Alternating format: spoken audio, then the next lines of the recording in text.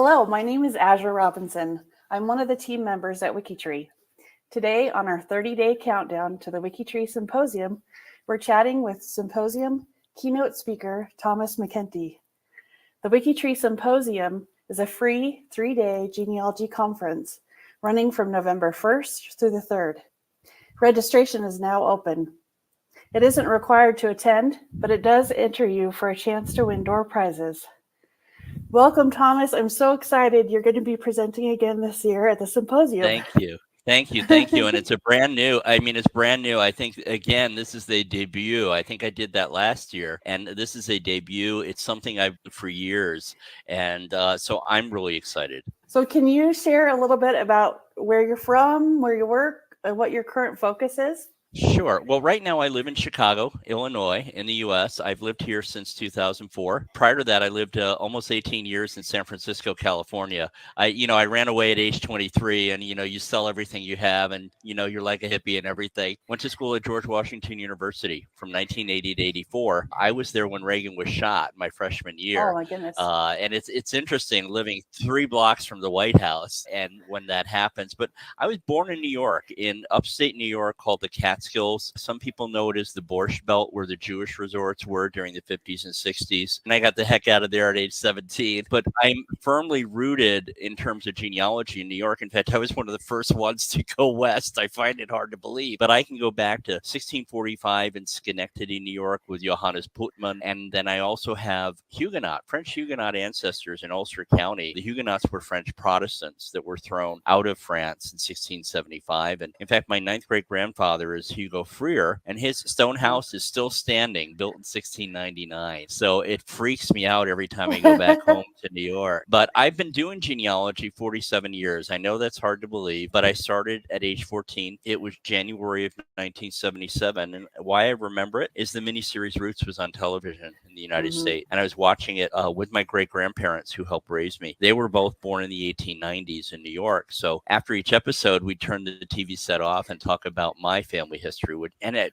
fascinated. Wow. Yeah. So how did you originally hear about WikiTree? Well, I've known Chris Whitten since it started. I mean, I was one of the first big users and big proponents. I was in the information technology field for almost 30 years, up until the Great Recession in 2008. And then what happened, I decided, this isn't working for me. I could see the writing on the wall, that those jobs weren't coming back in the tech field. And I decided to start my own genealogy business. And that's when I think it was one of the conferences, probably Roots Tech or that I met Chris and embraced the concept of WikiTree, which I love. So yeah, I'm actually one of the early users, and I understand the concepts very well, and I try and promote it when I can, especially when others get frustrated with something like Family Search, where there's not a lot of collaboration, permission-based. So I think it's a nice alternative to that. This year, what will you be presenting? You said it's a debut. Yeah, it is a debut. I've done it in tests,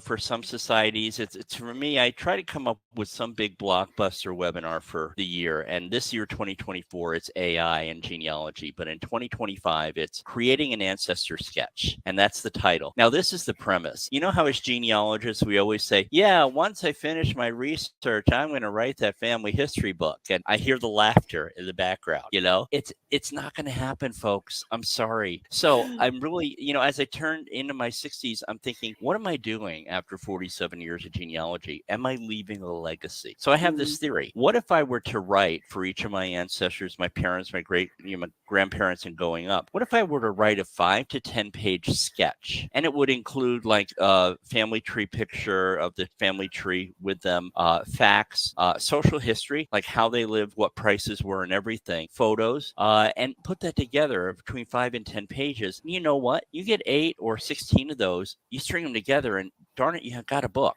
right? I know. So, that's amazing. if you think about it, it's that old saying, how do you eat an elephant one bite at a time? I think we're all focused on doing this grand War and Peace version of our family history. And I go to Amazon and I see very, very few have completed that. And also I'm writing it. I think you have to have a perspective, Azure, of writing it for 50 years in the future, basically, and keep that in mind. So the thing is, you're leaving a legacy. What's going to attract to the younger generation? I mean, I have 41 first cousins on my mother's side. I have 87 first cousins once removed, and they all have kids. You know, they're not interested in the family tree. They're interested in the stories. They're interested, like my one ancestor, Anna McPhillip, she was hit by a runaway car in the Bronx in 1925. So in her sketch, I tell the whole story. I have clippings from the newspaper, the probate case, the lawsuit at the end. And this makes it's putting skin on the bone. And I think that's what we need to focus on. The other thing I really want to say is when you write down family stories, two things you need to include. One is a list of who the people are, because I don't know about your family, but my family uses familiar names like Uncle Butch. Well, who's Butch? Yeah. You know, he's Lawrence. You know, who do I mean by grandma? Well, I really mean great grandma because she raised me. So I go through and I list these people. And then the other one is locations. Why is the Bronx so important to my family? And so, basically it's a how-to. It gives you the tools. There's a lot of freedom. You can do it in Microsoft Word, in Google Docs. You can do PowerPoint, whatever. But we go over the content. And some of it also uses AI. You will be using AI like ChatGPT for social history and for terminology. So it's going to be very current. And also how to use source citations on any AI content. So I'm really excited about it. Yeah, you know, when we did your WikiTree challenge this year, and you gave us a little bit of a preview during your reveal, I was really excited to hear about it. So I'm really looking forward to this one. And just to share, give you a little plug for your company, Genealogy Bargains is what that's called. Genealogybargains.com. I have the inside track to the sales that are coming up. So if you really want to save on any products, books, I just found a really great family history organizer with drawers and everything for papers and for mementos sake. So those are the things that I seek out every day, and I put them up there. And so you can always get the lowest price for that stuff. And you're out all over on social media, so people can find you, whatever channel they follow.